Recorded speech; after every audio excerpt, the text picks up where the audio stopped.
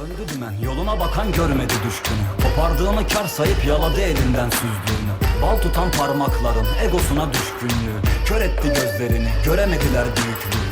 Tilki beyinlerle kurnazlar hayal sattı. Torbalarca zehir damardan gençliğin kanına aktı. Nüfusu etkilemesi inan hiç sikimde değil. Annem diye gördüğüm kadınlar omzumda ağladı. Huzuru katletti çıkarların telaşı. Haramı hak belleyip bıraktılar çabalamayı. Silahlar konuşunca susturdu masumları. Kan denen bu davaya kurban oldu çocuklarım.